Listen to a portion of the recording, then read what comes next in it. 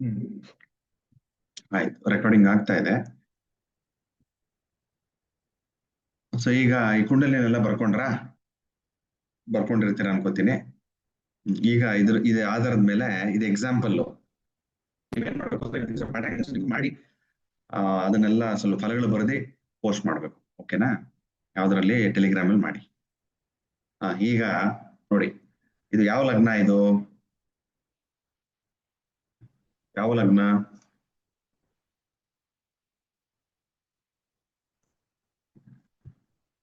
ಇದು ತುಲಾ ಲಗ್ನ. ಓಕೆನಾ? Very good. ತುಲಾ ಲಗ್ನ ಆಗುತ್ತೆ. ಏನಕ್ಕೆ ಅಂದ್ರೆ ಇಲ್ಲಿ ಲಗ್ನ ಅಂತ ಬರ್ತಿದೆ. ಇದು ಒಂದನೇ ಮನೆಯಿಂದ ನೋಡಿ, ಸೇಮ್ ಆರ್ಡರ್ ಅದೇ ತರ ಬರ್ಕೊಂಡು ಹೋಗ್ಬೇಕು. ಫಸ್ಟ್ ಮೊದಲಿಗೆ ಈ ರೀತಿ ಬರ್ಕೋಬೇಕು. ನಿಮ್ಮ ಕುಂಡಲಿನ ಸ್ವಲ್ಪ ದೊಡ್ಡದಾಗಿ ಬರ್ಕೋಬೇಕು. ಬರ್ಕೊಂಡು ಬೇರೆ ಕಲರ್ ಪೆನ್ ಯೂಸ್ ಮಾಡಿದ್ರೆ ಒಳ್ಳೇದು. ಓಕೆನಾ? ಮಾಡ್ಕೊಂಡಾಗ ತುಲಾ ಲಗ್ನ ಆಗುತ್ತೆ. ಅದಕ್ಕೆ ನಂಬರ್ ಕೂಡ್ಸ್ಕೊಂತ ಹೋಗಿ. ಇದು ಒಂದನೇ ಆಗುತ್ತೆ. 1, 2, 3 ಇದೆಲ್ಲ ಏನಿದೆ ವರ್ಷಗಳು. ಹೀಗೆಲ್ಲ ಮಾಡ್ಕೊತ ಹೋಗ್ಬೇಕು. ಇದು ನೋಡಿ, ಕ್ಲಾಸ್ ಆದ್ಮೇಲೆ ಮಾಡ್ಕೊಂಡ್ರೆ ನಿಮ್ದು ರಿಸಲ್ಟ್ 100% ಕರೆಕ್ಟ್ ಆಗಿ ಬರುತ್ತೆ. ಈ ರೀತಿ ಮಾಡ್ಕೊಂತ ಹೋಗೋದು. ಬರ್ಕೊಳ್ಳಿ, ಈ ರೀತಿ ಮಾಡ್ಕೊಂಡು ಹೋಗಿ. ಲಗ್ನದಿಂದ 1, 2, 3 ಹಾಗೆ ಕ್ಲಾಕ್ ವೈಸ್ ತರ ಬರ್ಕೊತಾ ಹೋಗಿ.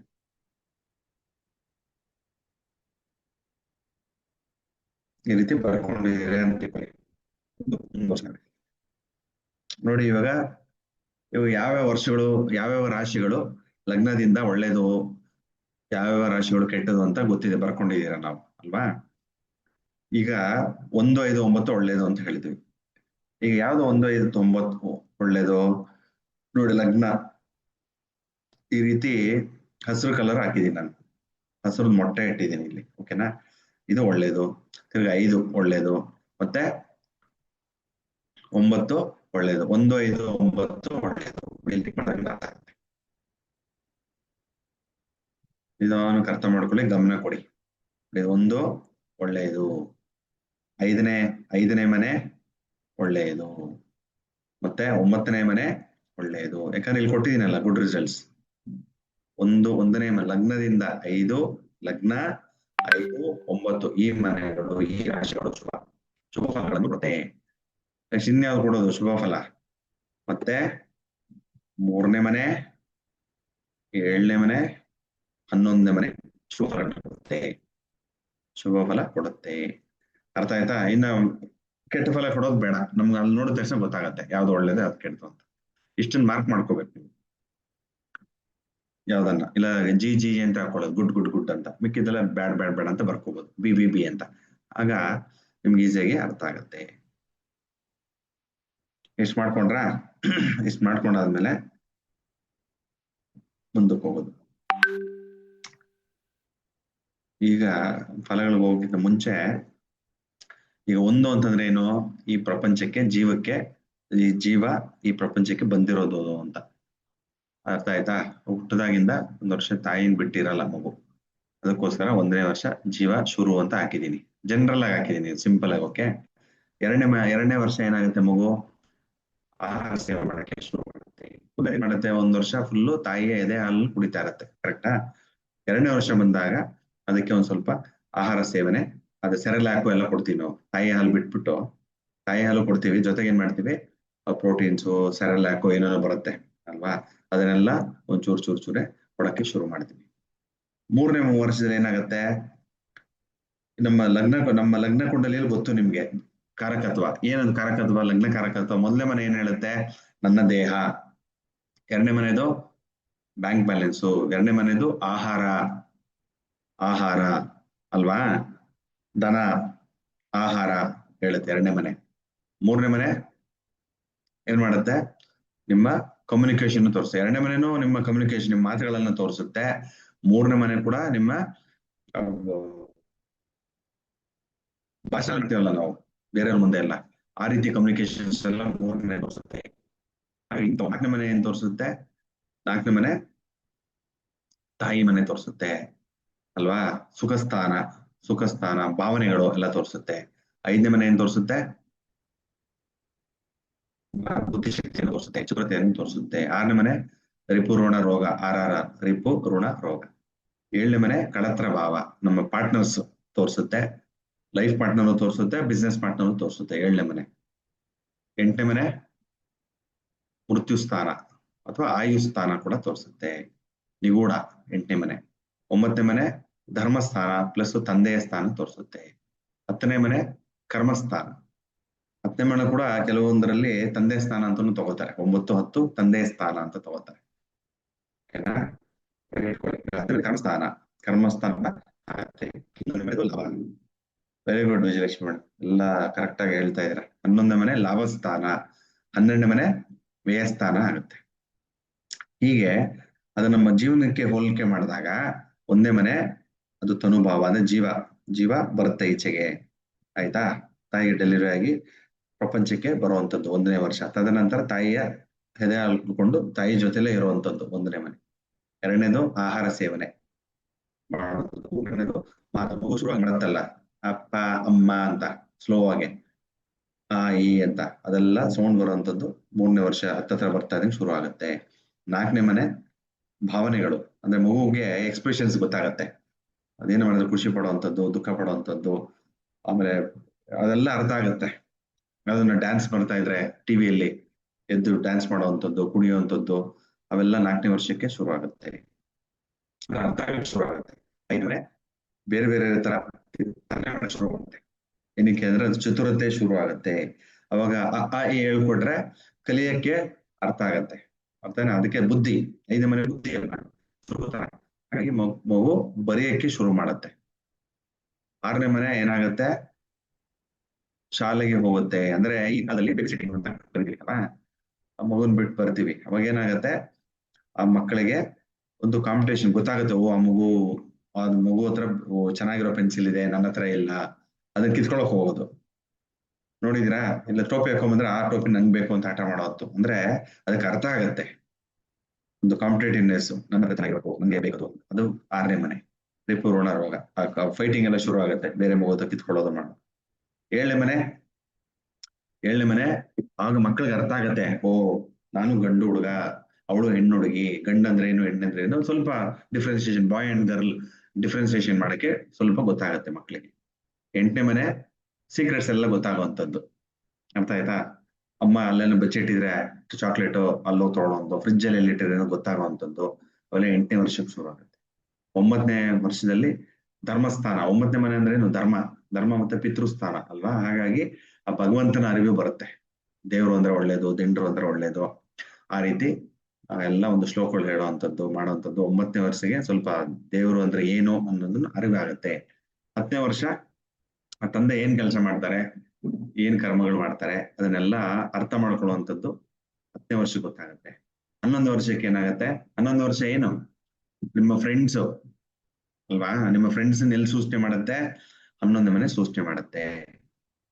ಹಾಗಾಗಿ ಫ್ರೆಂಡ್ಸ್ ಅಂತಂದ್ರೆ ಒಂದು ಸೋಷಿಯಲ್ ಕನೆಕ್ಟಿವಿಟಿ ಹೇಗಿದೆ ನಿಮ್ದು, ಚೆನ್ನಾಗಿದೆಯಾ ಇಲ್ವಾ, ಅದನ್ನೆಲ್ಲ 11ನೇ ಮನೇಲಿ ಕಂಡುಹಿಡಿಬಹುದು. 11ನೇ ಮನೆ ನಿಮ್ಮ ಹಿರಿಯರು, ನಿಮ್ಮ ಜೊತೆಲಿ ಹುಟ್ಟಿರ್ತಾರಲ್ಲ, ನಿಮ್ಮ ಅಕ್ಕ ಅಣ್ಣ ಅವರೆಲ್ಲ 11ನೇ ಮನೆ. ನಿಮಗಿಂತ ಕೆಳಗಡೆ ಹುಟ್ಟಿರೋರು 3ನೇ ಮನೆ. ಓಕೆನಾ. 11ನೇ ಮನೆಗೆ ಬಂದಾಗ ಸೋಷಿಯಲ್ ಕನೆಕ್ಷನ್ಸ್ ಕೂಡ ಬರುತ್ತೆ, ಸಾಮಾಜಿಕ ಏನಂತಾರೆ ಸೋಷಿಯಲ್ ಸರ್ಕಲ್ಗೆ, ಪಕ್ಕದ ಮನೆ ಮಾತಾಡ್ಸೋದು, ಆಮೇಲೆ ಎಲ್ಲ ಫಂಕ್ಷನ್ಗೆ ಹೋದಾಗ ಚೆನ್ನಾಗಿ ಬೆರೆಯುವಂಥದ್ದು, ಅದೆಲ್ಲ 11ನೇ ಮನೆಗೆ ಗೊತ್ತಾಗುತ್ತೆ. ಆಗ ಮಕ್ಕಳಿಗೂ ಗೊತ್ತಾಗುತ್ತೆ, ಈ ತರ ಎಲ್ಲ ಬೇರೆ ಬೇರೆ ಫ್ಯಾಮಿಲೀಸ್ ಇರುತ್ತೆ, ನಾವು ಹಂಗಿರ್ಬೇಕು ಅನ್ನೋದು ಸ್ವಲ್ಪ ಅರ್ಥ ಆಗುತ್ತೆ. 12 ವರ್ಷಕ್ಕೆ ಬಂದಾಗ ಅದು ಮೆಚುರಿಟಿ ಆಗುತ್ತೆ, ಅರ್ಥ ಆಯ್ತಾ. 11ನೇ ಮನೆ ಸಾಮಾಜಿಕ ಕಳಕಳಿ.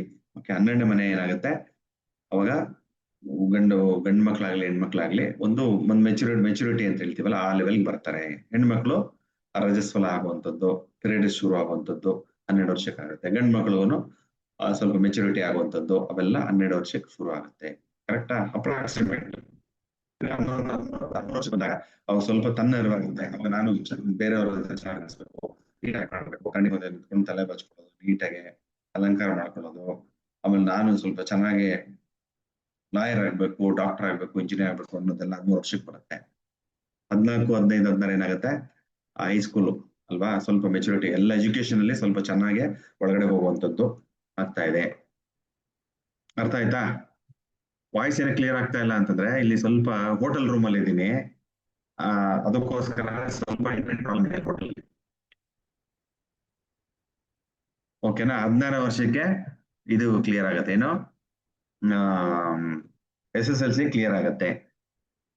ಮತ್ತೆ 17 ವರ್ಷಕ್ಕೆ 18 ವರ್ಷಕ್ಕೆ ದಿಕ್ಕು ಬದಲಾಗುತ್ತೆ. ಏನಕ್ಕೆ ದಿಕ್ಕು ಬದಲಾಗೋದು? 16 ವರ್ಷ ತನಕ ಎಲ್ಲ ಒಂದೇ ಬೋಟಲ್ ಹೋಗ್ತೀರಾ.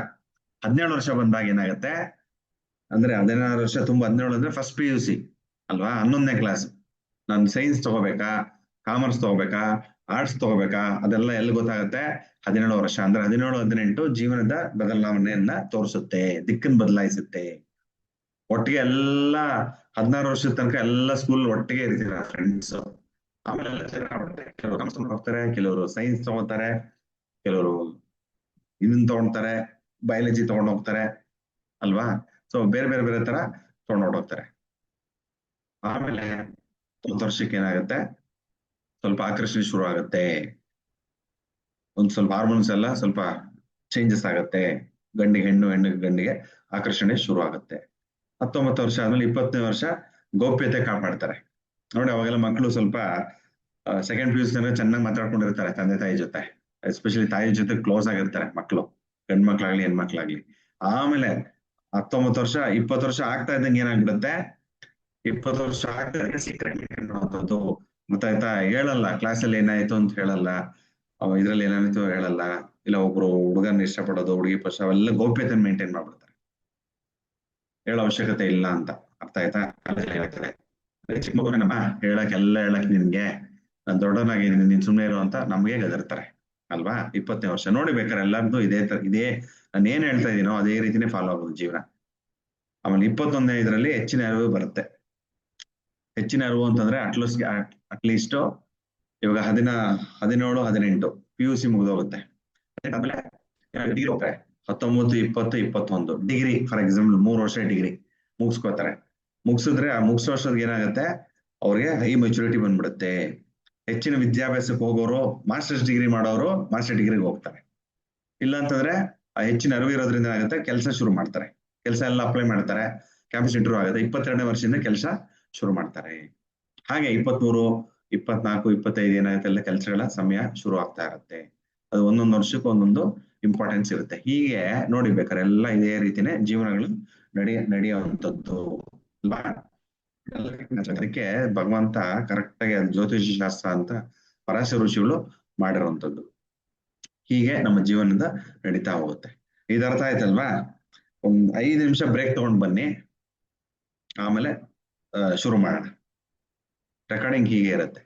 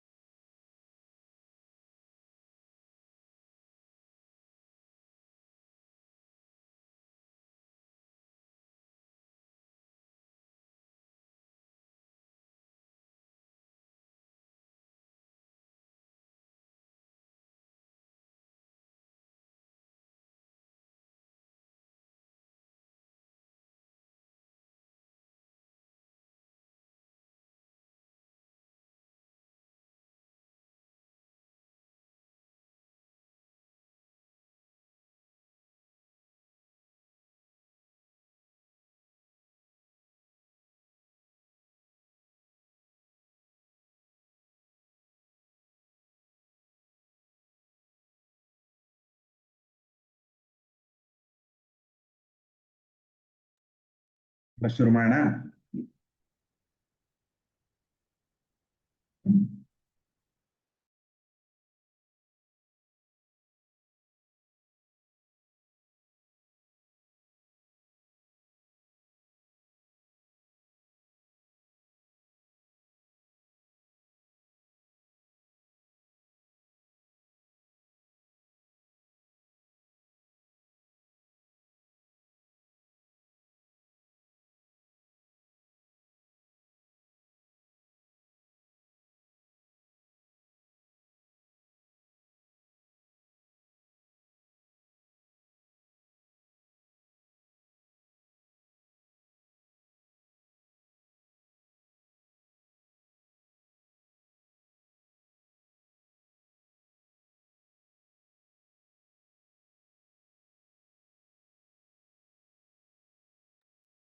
ಹಾ, ಮುಂದುವರ್ಸೋಣ.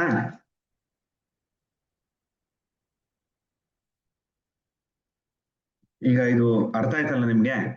ಒಂದರಿಂದ ಆ ಒಂದನೇ ವರ್ಷದಿಂದ ಹೇಗೆ ಮುಂದುವರ್ಸ್ಕೊಂಡು ಹೋಗುತ್ತೆ ಅಂತ. ನಮ್ಮ ಭಾವಕಾರಕತ್ವಗಳು ಏನಿದೆ ಅದೇ ರೀತಿ ನಮ್ಮ ಜೀವನ ಕೂಡ ಎಲ್ಲ ಒಂದರಿಂದ ಒಂದು ಹೊಂದ್ಸ್ಕೊಂಡು ಹೋಗಿದೆ. ಹಾಗಾಗಿ ಫಾರ್ ಎಕ್ಸಾಂಪಲ್ ಈಗ ನೋಡ್ರಿ, ಇವರಿಗೆ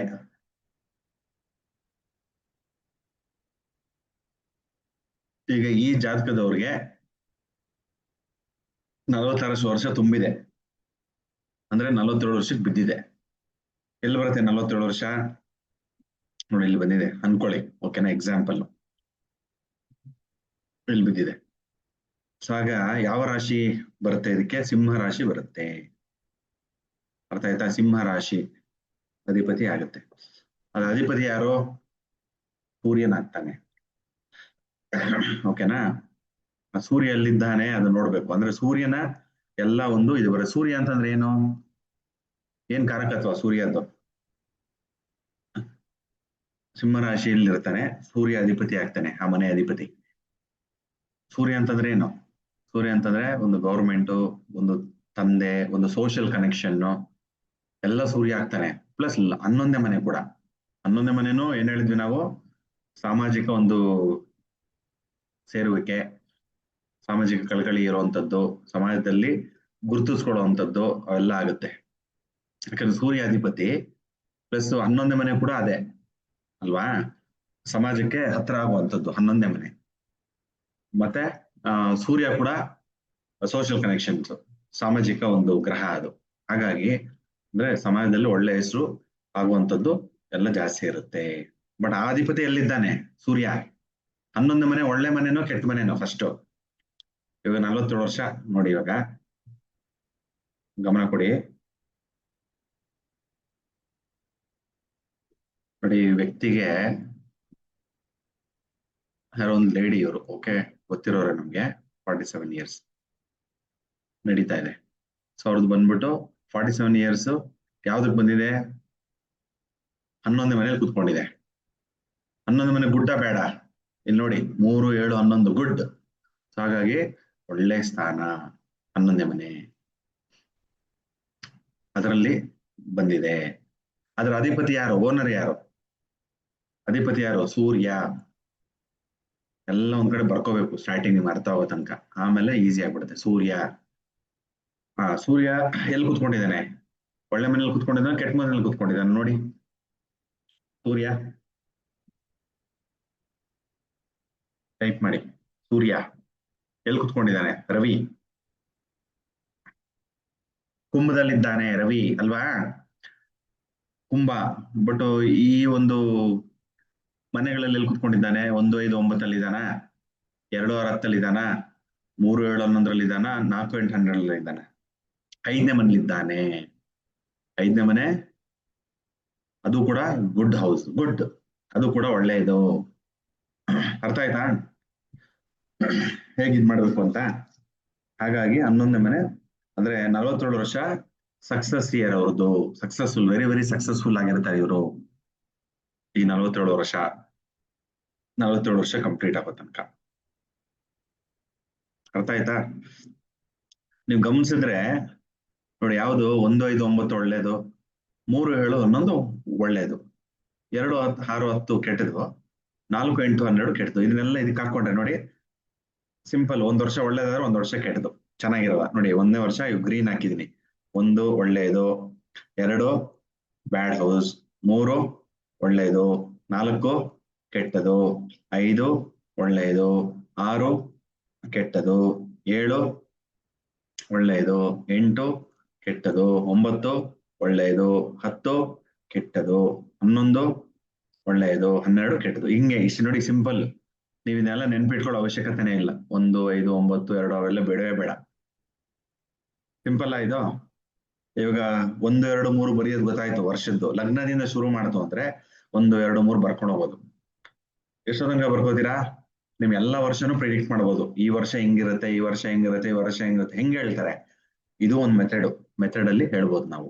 ಈ ವರ್ಷ ಬಹಳ ಚೆನ್ನಾಗಿರುತ್ತೆ, ಟಿವಿಲಿ ಕುತ್ಕೊಂಡು ಹೇಳ್ತೀವಲ್ಲ, ಹೆಂಗ್ ಹೇಳ್ತೀವಿ, ಇದನ್ನೆಲ್ಲ ನೋಡ್ಕೊಂಡೆ ಹೇಳೋವಂಥದ್ದು.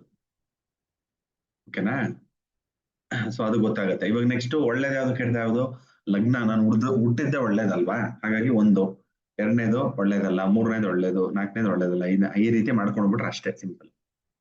ಅವಾಗ ನಮ್ಗೆ ಇವಾಗ ಗೊತ್ತಾಯ್ತು ನಮ್ಗೆ ಯಾವ ವರ್ಷ ನಡೀತಾ ಇದೆ, ಒಳ್ಳೆ ರಾಶಿಯಲ್ಲಿ ಇದೆಯೋ ಇಲ್ವೋ, ಪ್ಲಸ್ ಆ ರಾಶಿ ಅಧಿಪತಿ ಎಲ್ಲಿದ್ದಾನೆ, ಒಳ್ಳೆಯದಿಂದಾನೋ ಇಲ್ವೋ.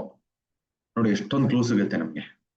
ಆ ಗ್ರಹಗಳ ಕಾರಕತ್ವ ಗೊತ್ತಿದ್ರೆ ನಮ್ಗೆ, ಆ ಗ್ರಹಗಳು ಏನು ಅಂತ ಗೊತ್ತಿದ್ರೆ, ಆಗ ನಾವು ಆಮೇಲೆ ಪ್ಲಸ್ ಆ ರಾಶಿಯ ಕಾರಕತ್ವ ಏನು, ರಾಶಿ ಅಂತಂದ್ರೆ ಏನು, ಸಿಂಹ ರಾಶಿ ಅಂದ್ರೆ ಏನೇನ್ ಹೇಳುತ್ತೆ ಅದು, ಕಡಗ ರಾಶಿ ಅಂದ್ರೆ ಏನೇನ್ ಹೇಳುತ್ತೆ, ಮೇಷರಾಶಿ ಅಂದ್ರೆ ಏನ್ ಹೇಳುತ್ತೆ, ಇದೆಲ್ಲ ಗೊತ್ತಿರಬೇಕು.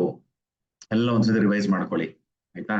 ಆಮೇಲೆ ಗ್ರಹಗಳು, ಸೂರ್ಯ ಅಂದ್ರೆ ಏನು, ಚಂದ್ರ ಅಂದ್ರೆ ಅವೆಲ್ಲ ಗ್ರಹಗಳು ಕಾರಕತ್ವನ ರಿವೈಸ್ ಮಾಡ್ಕೊಳ್ಳಿ.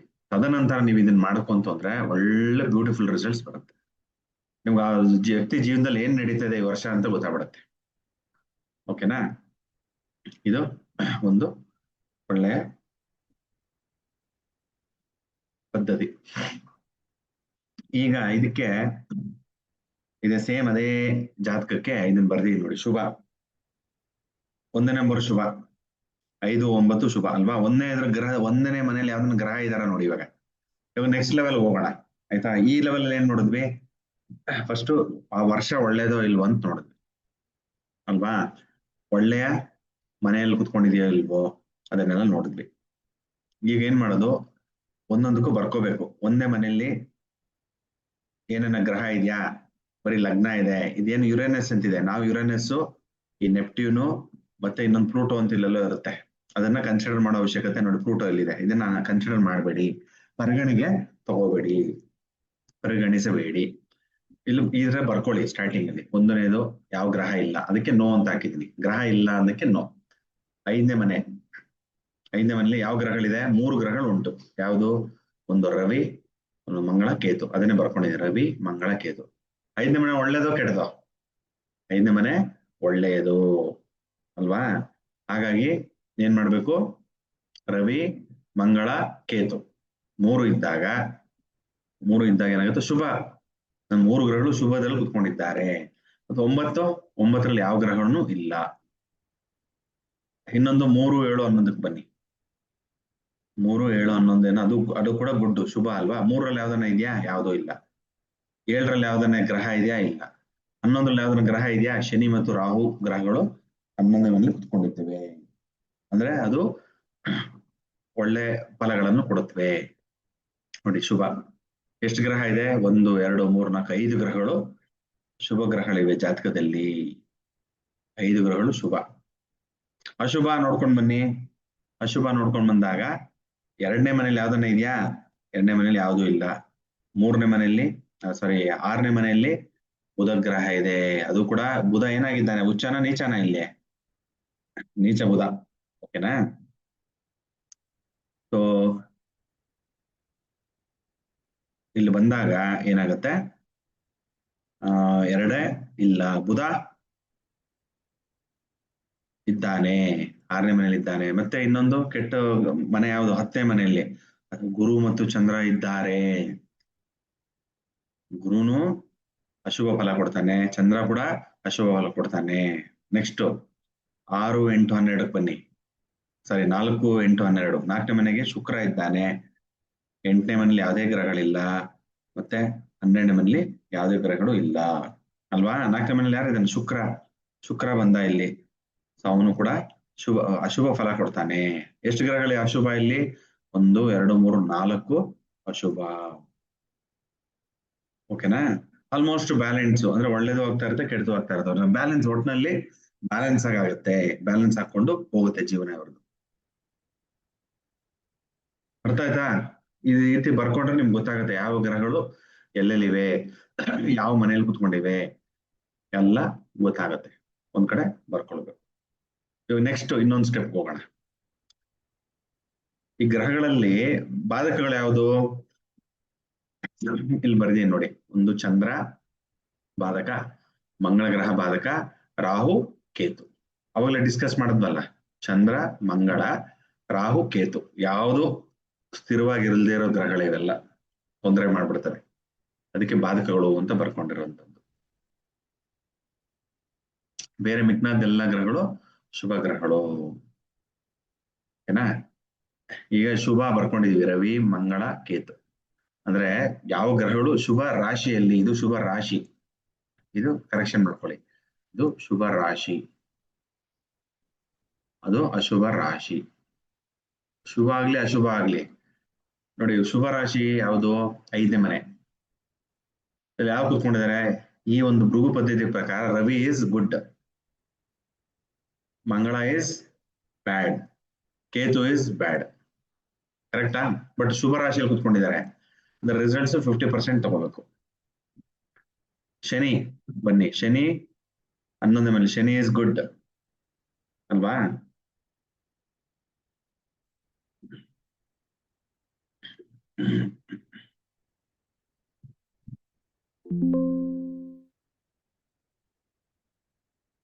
ಕೇಳಿಸ್ತಾ ಇದೆಯಾ?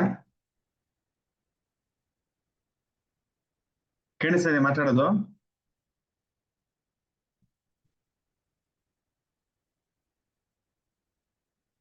ಓಕೆ, ಆಯ್ತು.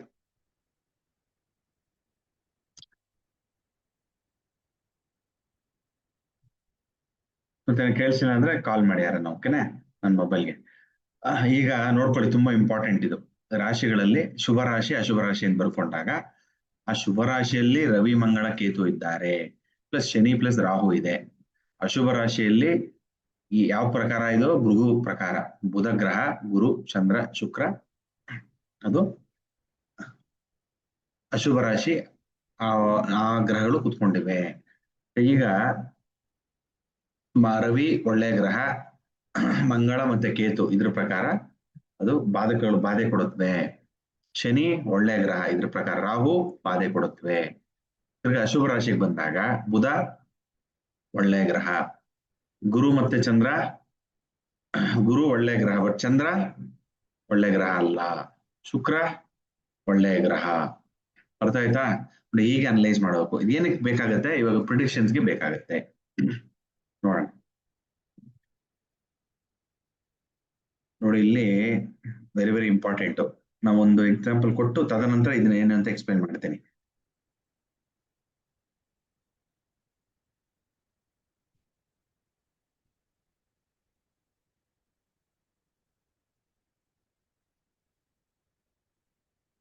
ನೋಡಿ, ಇಲ್ಲಿ ಇವರು ಜಾತಕ ಅವರನ್ನು ಗೊತ್ತು ನನಗೆ.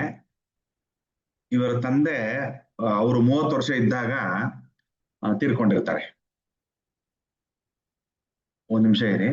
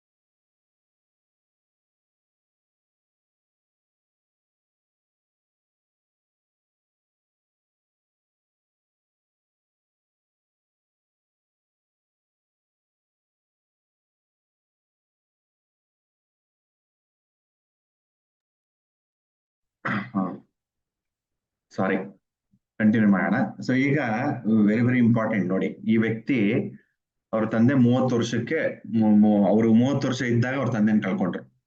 ಆ ಲೇಡಿ ಹೆಂಗೆ ಅಂತ ಹೇಳ್ತೀರಾ?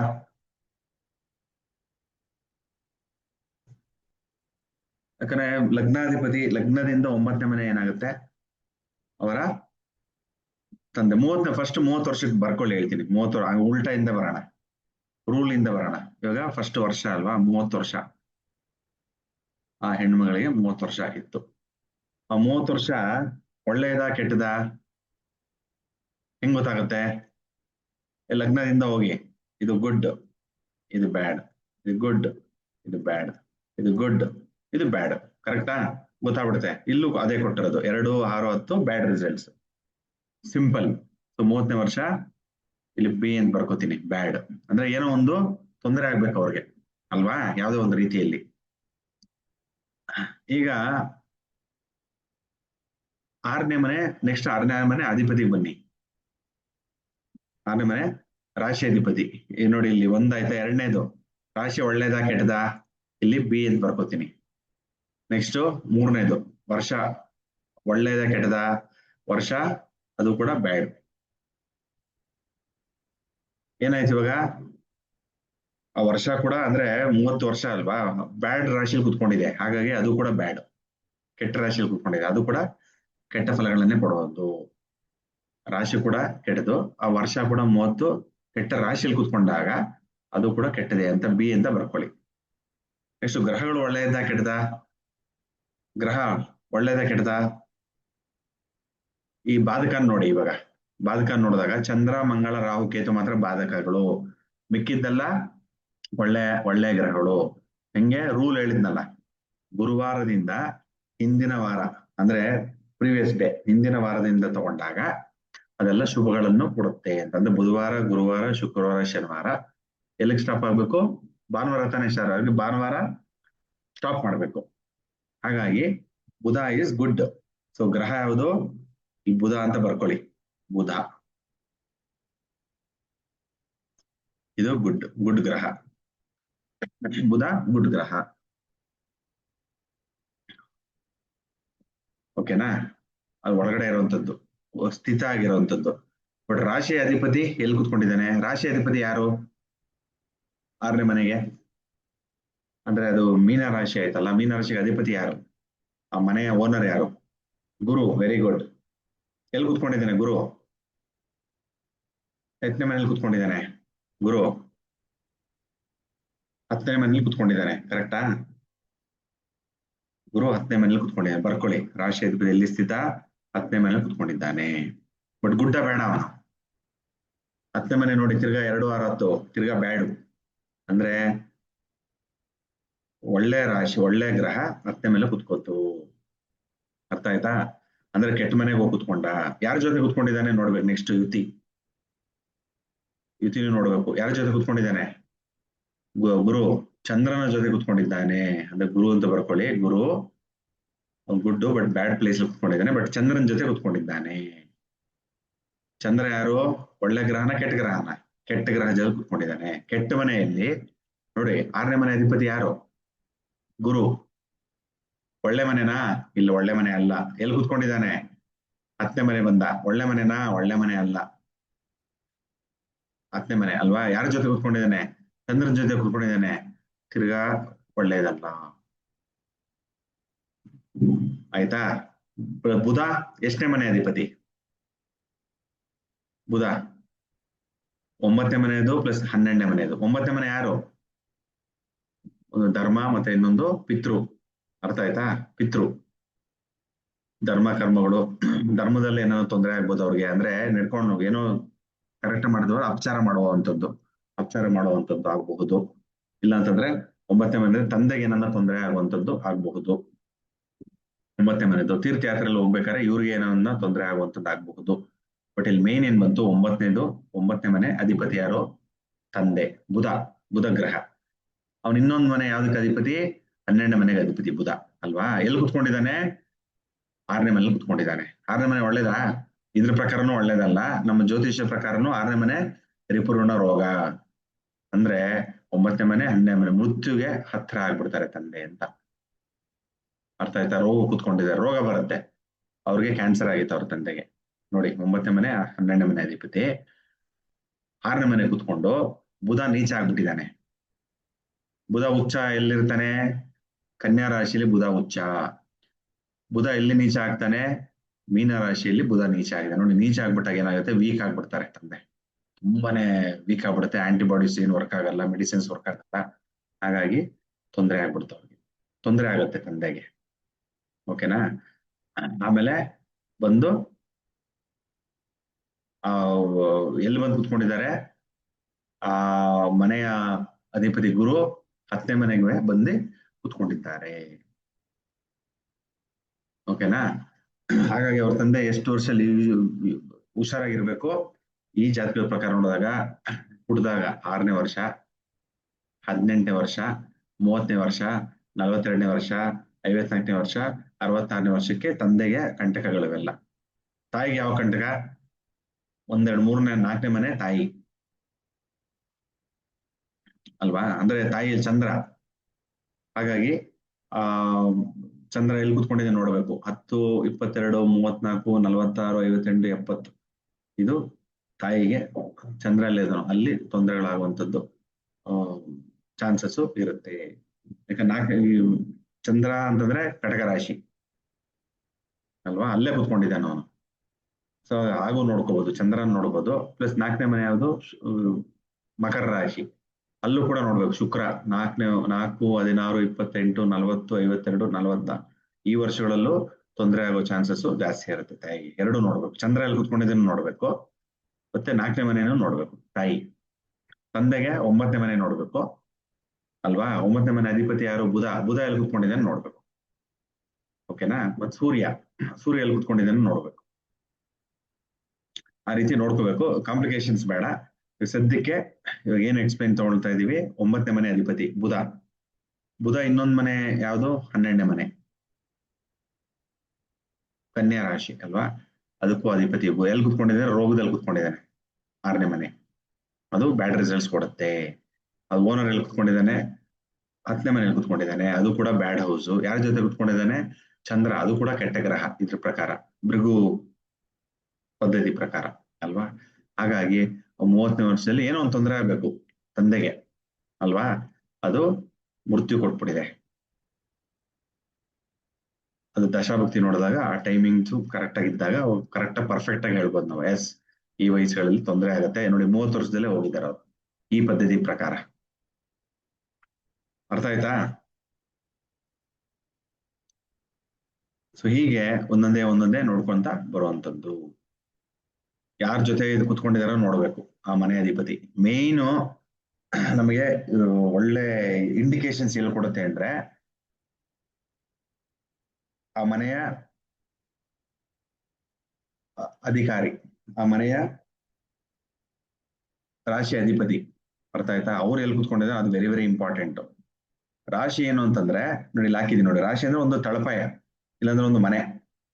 ಅರ್ಥ ಆಯ್ತಾ? ಆ ಮನೆಯನ್ನು ಆಡಳಿತ ಮಾಡೋರು ಯಾರು? ರಾಶಿ ಅಧಿಪತಿ, ಅವನಿಗೆ ಮೇನ್ ಇಂಪಾರ್ಟೆಂಟ್. ಓಕೆ. ಬುಧ ಗ್ರಹ ಕೂತ್ಕೊಂಡಿದೆಯಲ್ಲ 9ನೇ ಮನೆ 10ನೇ ಮನೆ, ಅದೇನು ಅಂತಂದ್ರೆ ಅವರೆಲ್ಲ ಗೆಸ್ಟ್ ತರ ಬಂದು ಕೂತ್ಕೊಂಡಿರ್ತಾರೆ. ಬಟ್ ಮನೆ ಯಾರದು? ಆ ಮನೆ ಯಾರದು? ಆ ಮೀನರಾಶಿ ಯಾರದು? ಅಧಿಪತಿ ಗುರು. ಆ ಗುರು ಇಂಪಾರ್ಟೆಂಟ್. ಎಲ್ಲಿ ಯಾರ ಮನೇಲಿ ಕುತ್ಕೊಂಡಿದ್ದಾನೆ? ಕಟಕ ರಾಶಿಗೆ ಬಂದ, ಚಂದ್ರನ್ ಮನೆಗೆ ಹೋಗಿದ, ಕೆಟ್ಟದಾಗೋಯ್ತು. ಚಂದ್ರ ಅಲ್ಲೇ ಕುತ್ಕೊಂಡಿದ್ದಾನೆ, ಸುಮ್ಮನೆ ಬಿಡ್ತಾನೆ ಗುರುನ? ಹಾಗಾಗಿ ಗುರು ತೊಂದರೆ ಆಗ್ಬಿಡುತ್ತೆ. ಅಂದ್ರೆ ಈ ಮನೆಯದು ತುಂಬಾನೇ ವೀಕ್ ಆಗ್ಬಿಡುತ್ತೆ ಮನೆ. ತುಂಬಾ ಅಂದ್ರೆ ತುಂಬಾ ವೀಕ್ ಇರುತ್ತೆ. ಯಾವ ವರ್ಷಗಳಲ್ಲಿ ವೀಕ್ ಇರುತ್ತೆ? 6ನೇ ವರ್ಷದಲ್ಲಿ ವೀಕ್ ಇರುತ್ತೆ ಮನೆ. 18ನೇ ವರ್ಷ, 30ನೇ ವರ್ಷ, 42 ವರ್ಷ, 54 ವರ್ಷ, 66 ವರ್ಷ. ಹಾಗಾಗಿ ವೀಕ್ ಆಗ್ಬಿಡುತ್ತೆ. ಓಕೆನಾ. ಈ ರೀತಿ ನಾವು ಅದನ್ನ ಪರಿಗಣಿಸ್ತಾ ಬನ್ನಿ. ನೋಡಿ, ನಿಮ್ದು ಇವಾಗ ಕ್ಲಾಸ್ ಆದ್ಮೇಲೆ ಕುತ್ಕೊಂಡು ನಿಮ್ಗೆ ಟೈಮ್ ಇದ್ರೆ, ಇಲ್ಲಾಂದ್ರೆ ನಾಳೆ ನೀಟಾಗಿ ಕುತ್ಕೊಂಡು ಮಾಡಿ, ಸುಮಾರು ವಿಷಯಗಳು ಗೊತ್ತಾಗುತ್ತೆ ನಿಮ್ಗೆ. ವರ್ಷಗಳ ಹಿಂದೆ ಏನೇನಾಗಿದೆ ಎಲ್ಲ ಬರ್ಕೊಳ್ಳಿ ಅಲ್ವಾ. 35 ವರ್ಷ ಅಂದ ಯಾರೋ, ಅದ್ರ 35 ವರ್ಷದಲ್ಲಿ ಏನ್ ನಡೀತಾ ಇದೆ ಇವಾಗ, 34 ವರ್ಷದಲ್ಲಿ ಏನಾಯ್ತು, 35 ವರ್ಷ ಎಲ್ಲ ಬರ್ಕೊಂಡು ಇದನ್ನ ಮ್ಯಾಚ್ ಮಾಡಿ ಒಂದಕ್ಕೊಂದು ಪಕ್ಕ ಕುತ್ಕೊಳ್ಳುತ್ತೆ. ಅಂದ್ರೆ ಚೆನ್ನಾಗೆ ರಿಸಲ್ಟ್ಸ್ ಬರುತ್ತೆ. ಓಕೆನಾ. ಆಮೇಲೆ ಇನ್ನೊಂದು ಮೇನ್ ಇಂಪಾರ್ಟೆಂಟ್ ಏನು ಅಂದ್ರೆ ವಕ್ರ ವಕ್ರ ನೋಡ್ಬೇಕು. ಯಾವ್ದನ್ನ ಗ್ರಹಗಳು ವಕ್ರ ಇದ್ದಾಗ ಅದು ಹಿಂದಿನ ರಿಸಲ್ಟ್ಸ್ ಕೊಡುತ್ತೆ. ನೋಡಿ, ಇದು ಗುರು ವಕ್ರ. ಇಲ್ಲಿ ಇವ್ರದ್ದು ಜಾತಕದಲ್ಲಿ ಗುರು ವಕ್ರ. ವಕ್ರ ಅಂದ್ರೆ ರೆಟ್ರೋ, ವಾಪಸ್ ಹೊಡಿತಾನೆ. ಮುಂದಕ್ಕೆ ಬರ್ಬೇಕಲ್ಲ, ಹಿಂಗ್ ಬರೋ ಬಂದು ಉಲ್ಟಾ ಹೋಗ್ತಾನೆ. ಉಲ್ಟಾ ಹೋದಾಗ ಈ ಮನೆಗೂನು ಈ ಮನೆ ಹಿಂದಿನ ಮನೆಗೂನು ಹಿಂದಿನ ಗ್ರಹಕ್ಕೂ ತೊಂದರೆ ಮಾಡ್ತಾನೆ. ಈ ಗ್ರಹದ ಮನೆ ಯಾರು? ಈ ಮನೆಯ ಗ್ರಹ ಯಾರು? ಬುಧ. ಎಲ್ಲಿ ಕುತ್ಕೊಂಡಿದ್ದಾನೆ? ತಿರ್ಗಾ ನೋಡಿ, ಇಲ್ಲೇ ಬಂತು. ಹಾಗಾಗಿ ಡೆಫಿನೆಟ್ ಆಗಿ ತಂದೆಗೆ ತೊಂದರೆ ಆಗುತ್ತೆ. ಅರ್ಥ ಆಯ್ತಾ ಹೇಗೆ ನೋಡೋದು ಅಂತ? ತಂದೆ ಆ ಗ್ರಹದಂದು ತೊಂದರೆ ಆಗುತ್ತೆ. ಆಮೇಲೆ ಅವ್ರ ತಂದೆಗೂ ಕೂಡ ಬೇರೆ ಬೇರೆ ವರ್ಷಗಳಲ್ಲಿ ತೊಂದರೆ ಆಗತ್ತೆ ಅಂತ ತೋರಿಸುತ್ತೆ. ಅಂದ್ರೆ ಗ್ರಹ ನೋಡಿ, ಇದು ಗ್ರಹದ ಮನೆ ಒಳ್ಳೇದು. ಬಟ್ ಏನಂದ್ರೆ ಇದು ಗುರು ವಾಪಸ್ ನೋಡುತ್ತೆ. ಈ ಮನೆ ಒಳ್ಳೇದಾಗತ್ತೆ, ಬಟ್ ಗ್ರಹ ಏನಾಗತ್ತೆ? ವೀಕ್ ಗುರು. ಹಾಗಾಗಿ ಬುಧ ವೀಕ್ ಆಗಿ 6ನೇ ಮನೆ ಕುತ್ಕೊಂಡಾಗ ನೀಚ ಬುಧ, ಅವಾಗ ಡೆಫಿನೆಟ್ ಆಗಿ ತಂದೆಗೆ ತೊಂದರೆ ಅಂತ ತೋರಿಸುತ್ತೆ. ಓಕೆನಾ? ಹಾಗೆ ನಿಮ್ಮ ಒಂದು ಇದರಲ್ಲಿ ಪ್ರತಿಯೊಂದನ್ನು ನೋಡ್ಕೊತಾ ಹೋಗಿ. ಎಲ್ಲ ಇಲ್ಲೇ ಕೊಟ್ಟಿದ್ದೀನಿ, ಮನೆಗಳು ಕೊಟ್ಟಿದ್ದೀನಿ, ಬಾಧಕಗಳು ಯಾವ್ದು ಅಂತ ಕೊಟ್ಟಿರ್ತೀನಿ.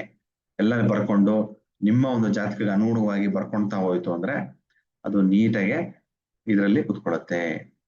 ಗುರು ಗ್ರಹ ಹಿಂದಿನ ವರ್ಷನೇ ಮಾತ್ರನಾ? ಅಲ್ಲ, ಈ ಆ ಪರ್ಟಿಕ್ಯುಲರ್ ವರ್ಷದಲ್ಲೂ ಎಫೆಕ್ಟ್ ತಗೊಳುತ್ತೆ. ಅರ್ಥ ಆಯ್ತಾ? ಬರೀ ಗುರುನೇ ಅಂತ ತಗೊಂಡಾಗ ಇವಾಗ 22 ವರ್ಷ ಅಂದ್ಕೊಳ್ಳಿ ಫಾರ್ ಎಕ್ಸಾಂಪಲ್, ಇವಾಗ 34 ವರ್ಷ ಗುರು ಇದ್ದಾನೆ ಈ ಮನೆಯಲ್ಲಿ. ಯಾವ ವಕ್ರ ಇದ್ದಾಗ ಹಿಂದಿನ ವರ್ಷಕ್ಕೂ ಕೂಡ ಅವ್ನ ಎಫೆಕ್ಟ್ ಕೊಡ್ತಾನೆ. ಅಂದ್ರೆ 33, 34 ಎರಡೂ ಕೂಡ ಗುರುವಿನ ಪ್ರಭಾವ ಹೆಚ್ಚಿಗೆ ಇರುತ್ತೆ. ಅರ್ಥ ಆಯ್ತಾ? ವಕ್ರ ಇದ್ದಾಗ ಹಿಂದಿನ ಮನೆಗೆ ಕೂಡ ಆ ಪ್ರಭಾವ ಇರುತ್ತೆ ಆ ಗ್ರಹದ್ದು. ಗಮನದಲ್ಲಿ ಇಟ್ಕೋಬೇಕು. ಇವಾಗ ರಾಹುಕೇತು ಅಷ್ಟೇ. ರಾಹುಕೇತು ಎಲ್ಲಿರ್ತಾರೋ ಅಲ್ಲಿ ಹಿಂದಿನ ಮನೆ ಸ್ವಲ್ಪ ತೊಂದರೆ ಇರುತ್ತೆ ಅವ್ರಿಗೆ. ಅರ್ಥ ಆಯ್ತಾ? ಯಾಕಂದ್ರೆ ಉಲ್ಟಾ ಹೊಡಿತಾರಲ್ಲ ರಾಹುಕೇತು. ಇವು ಎಲ್ಲ ಗ್ರಹ ಹಿಂಗೋಯ್ತು ಅಂದ್ರೆ ರಾಹುಕೇತಲ್ಲಿ ಹಿಂಗೋಗತ್ವೆ ಆಂಟಿ ಕ್ಲಾಕ್ ವೈಸ್ ಹೋಗುತ್ತೆ. ಹಾಗಾಗಿ ದೃಷ್ಟಿಯಲ್ಲಿರುತ್ತೆ, ಈ ಮನೆ ಮೇಲೆ ದೃಷ್ಟಿ ಬೀಳುತ್ತೆ ರಾಹುದು. ಗುರು ಚಂದ್ರ ಇದ್ದಾರೆ ಮತ್ತೆ ಕಟಕ ರಾಶಿ. ಈ ರಾಹು ಈ ಮನೆಗೆ ದೃಷ್ಟಿ ಕೊಡ್ತಾ ಇರತ್ತೆ. ಅರ್ಥ ಆಯ್ತಾ? ಹಿಂಗಾದ್ಮೇಲೆ ಈ ರಾಶಿ ಮುಗಿದ್ಮೇಲೆ ಇಲ್ಲಿಗೆ ಹೋಗೋದು. ಹಾಗಾಗಿ ಅದು ಡೈರೆಕ್ಷನ್ಸ್ ಎಲ್ಲಿರುತ್ತೆ, ಮುಖ ಎಲ್ಲಿ ಮಾಡಿರುತ್ತೆ, ಕಟಕ ರಾಶಿ ಮುಖ ಮಾಡುತ್ತೆ. ಹಾಗಾಗಿ ಇದಕ್ಕೂ ಕೂಡ ತೊಂದರೆ ಮಾಡುತ್ತೆ. ಅದೇ ರೀತಿನಿ ಗುರು ವಕ್ರ ಇದ್ದಾಗ ಗುರು ಗ್ರಹ ಹೆಂಗ್ ಹೋಗುತ್ತೆ? ಕಟಕ ರಾಶಿ ಆದ್ಮೇಲೆ ಸಿಂಹಕ್ಕೆ ಬರಬೇಕು, ಸಿಂಹ ಆದ್ಮೇಲೆ ಕನ್ಯಾಗ್ ಬರುತ್ತೆ, ಕನ್ಯಾ ಆದ್ಮೇಲೆ ತುಲಾಗ್ ಹೋಗುತ್ತೆ. ಹಾಗೆ ಹೋಗ್ಬೇಕು ಗುರು. ಬಟ್ ಏನು ಅಂದ್ರೆ ವಕ್ರ ದೃಷ್ಟಿ ಇದ್ದಾಗ ಉಲ್ಟಾ ನೋಡುತ್ತೆ. ಅಂದ್ರೆ ಅದು ದೃಷ್ಟಿ ಏನಾಗುತ್ತೆ, ವಕ್ರ ಇದ್ದಾಗ ಉಲ್ಟಾ ಹೋದಂಗೆ. ಅಂದ್ರೆ ಸಿಂಹ ರಾಶಿಗೆ ದೃಷ್ಟಿ ಕೊಡ್ತಾರಲ್ಲ, ಅದು ಯಾವ್ದು ಕೊಡುತ್ತೆ? ಮಿಥುನ ರಾಶಿಗೆ ಹಿಂದೆ ಕೊಡ್ತಾ ಇರತ್ತೆ. ಹಾಗಾಗಿ ಮಿಥುನ ರಾಶಿ ಮತ್ತೆ ಇದು ಕಟಕ ರಾಶಿ ಎರಡಕ್ಕೂ ತೊಂದರೆ ಆಗುತ್ತೆ. ಅರ್ಥ ಆಯ್ತಾ? ಒಂದ್ ಎಕ್ಸಾಂಪಲ್ ಕೊಟ್ಟಿದ್ದೀನಿ.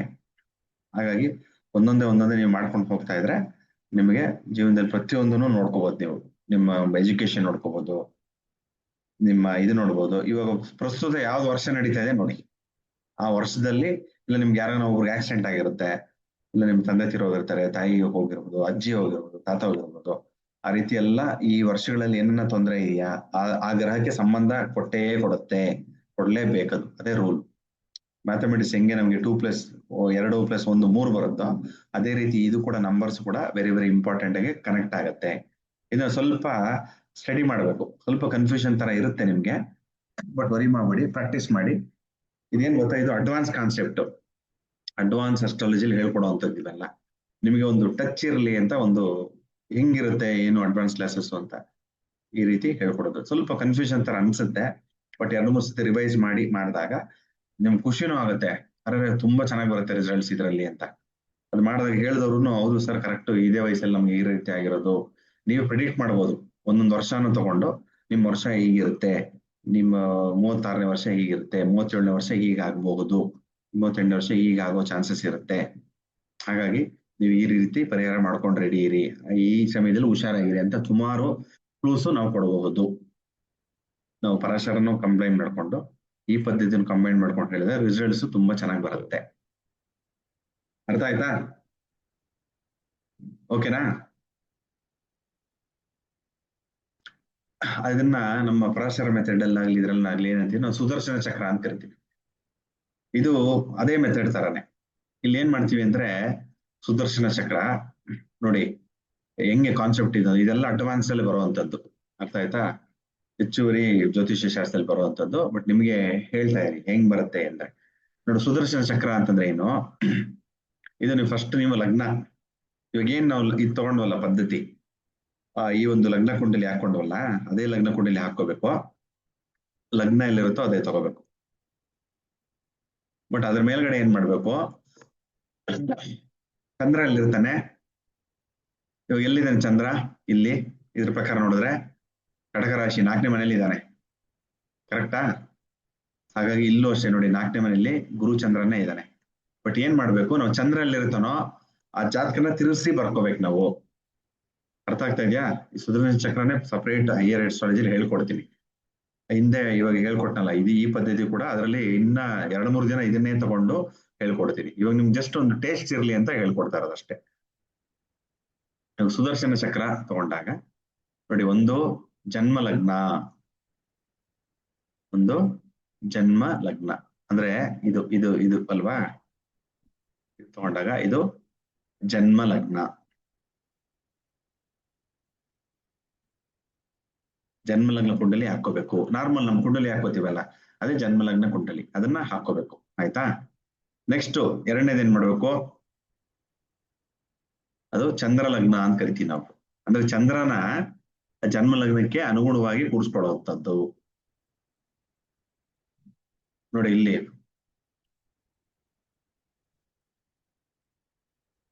ಇದು ಇದು ಆಕ್ಚುಲಿ ಜನ್ಮ ಲಗ್ನ ಬರುತ್ತೆ ನಮ್ಗೆ ಅಲ್ವಾ, ಇದು ಜನ್ಮ ಲಗ್ನ ಬರುತ್ತೆ. ಇಲ್ಲಿ ಒಳಗಡೆ 1, 2, 3ನೇ ಗ್ರಹ, 4ನೇ ಮನೆಯಲ್ಲಿ ಗುರು ಚಂದ್ರ ಬರುತ್ತೆ, 5ನೇ ಮನೆಯಲ್ಲಿ ಶನಿ ರಾಹು, 6ನೇ ಮನೆಯಲ್ಲಿ ಈ ರೀತಿ ಕುಡ್ಸ್ಕೊಂತ ಹೋಗೋದು.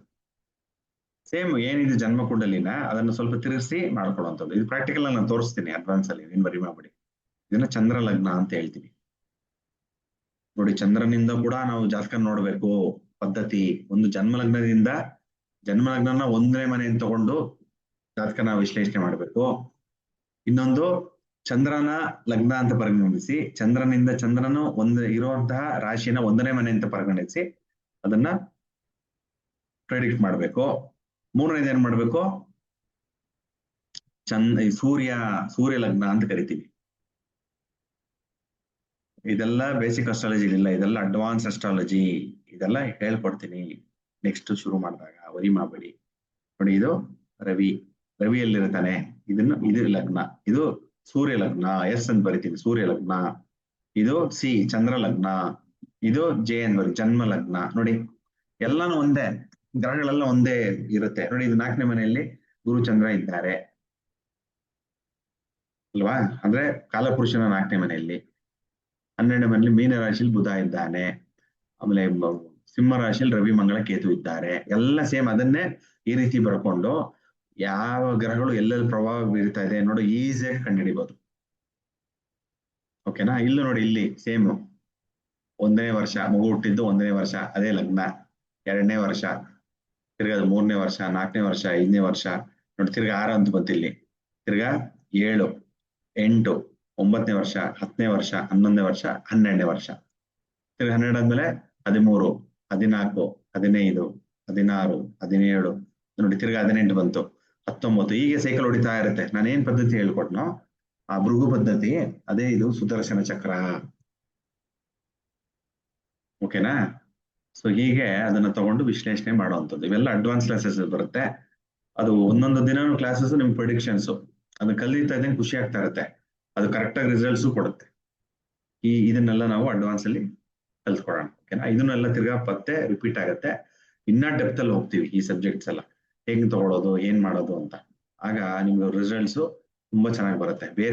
ಬೇರೆ ಜ್ಯೋತಿಷ್ಯರಿಗಿಂತ ನೀವು ವಿಭಿನ್ನವಾಗಿರ್ತೀರಾ. ಅರ್ಥ ಆಯ್ತಾ? ಅಂದ್ರೆ ತುಂಬಾ ಎಕ್ಸ್ಪರ್ಟ್ ಲೆವೆಲ್ ಅಲ್ಲಿ, ಹೈ ಲೆವೆಲ್ ಅಲ್ಲಿ ಇರ್ತೀರಾ. ಬೇಗನೆ ಪ್ರಿಡಿಕ್ಷನ್ಸ್ ಕೊಡುವಂಥದ್ದು, ನಿಖರವಾಗಿ ಕೊಡುವಂಥದ್ದು, ಪರ್ಫೆಕ್ಟ್ ಆಗಿ ಕೊಡುವಂಥದ್ದು ಆಗತ್ತೆ ಇದನ್ನೆಲ್ಲ ಕಲ್ತ್ಕೊಂಡ್ರೆ. ಅರ್ಥ ಆಯ್ತಾ? ಸೊ ತರಗತಿಯನ್ನ ಇಲ್ಲಿಗೆ ಕ್ಲೋಸ್ ಮಾಡಿ ಅನಂತರ ಸರ್ಟಿಫಿಕೇಶನ್ ಪ್ರೋಗ್ರಾಮ್ದು ಡಿಸ್ಕಸ್ ಮಾಡೋಣ. ಓಕೆನಾ? ಒಂದು 10 ನಿಮಿಷ. ಸೊ ಎಲ್ಲ